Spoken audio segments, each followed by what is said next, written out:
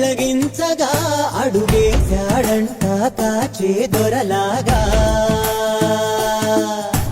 మనసును మంటను ఒక్క తీరుగా లెక్క చెయ్యని శంకరయ్య సామి అంటే హామీ తనై ఉంటాడురా చివరంట లోకాలనే లేటాడు నీకు సాయం కాకపోడు.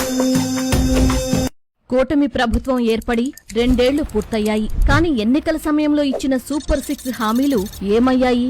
ఆడబిడ్డ నిధి పేరుతో నెలకు 1500 అన్నారు. 2 ఏళ్లలో ఇచ్చింది గుండు సున్నా. నిరుద్యోగ యువతకు నెలకు 3000 భృతి అన్నారు. 2 ఏళ్లలో ఇచ్చింది గుండు సున్నా. 50 సంవత్సరాలకే పింఛనిచ్చే విధానానికి శ్రీకారం చుడుతున్నాం. 2 ఏళ్లలో ఇచ్చింది గుండు సున్నా. అమ్మఒడి పేరు మార్చి తల్లికి వందనం అన్నారు. ఎంతమంది పిల్లలు ఉంటే అంతమందికి 15,000 అన్నారు. కానీ మొదటి ఏడాది పూర్తిగా ఎగ్గొట్టారు. 2ో ఏడాది కూడా అందరికీ కాదు, ఎవరికో 9,000, ఎవరికో 10,000, ఇంకెవరికో 13,000. దాదాపు 20 లక్షల మందికి పైగా కోతలు. ఫ్రీ బస్ అన్నారు. కానీ ఆర్టీసీలో 16 కేటగిరీల బస్సులుంటే కేవలం 5 కేటగిరీలకే పరిమితం చేశారు.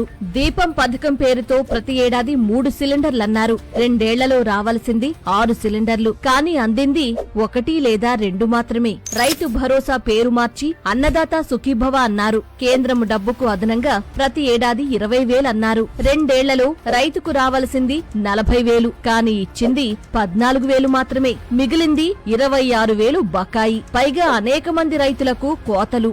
ఇది వెన్నుపోటు కాదు, వెన్నుపోట్లు చంద్రబాబు.